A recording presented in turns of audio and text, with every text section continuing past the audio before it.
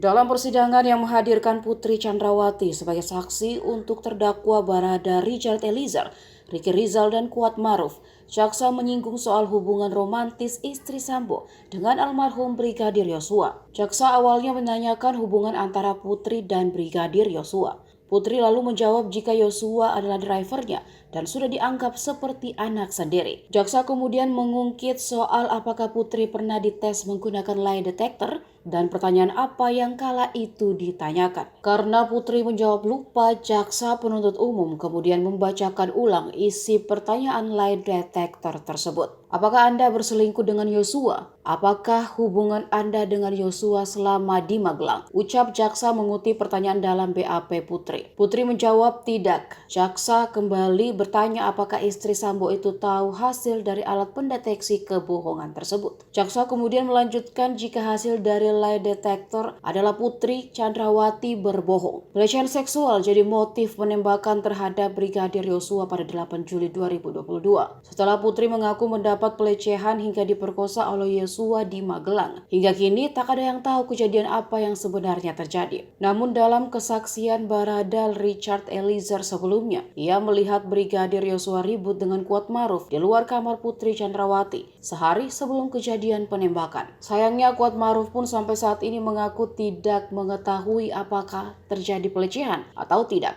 Tapi satu pernyataan darinya yang masih jadi pertanyaan jika Brigadir Yosua adalah duri dalam rumah tangga Ferdi Sambo dan Putri Chandrawati. Hanya itu saja? Iya. Tidak ada hubungan romantis di antara kalian berdua? Tidak ada. Tidak ada. Baik. Saudara pernah dites poligraf, bukan? Lie detector. Iya, pernah. Pernah. Anda tahu ditanyanya tentang apa? Saya lupa. Lupa. Bisa lebih digali lagi mungkin ingatannya? Coba tenang dulu.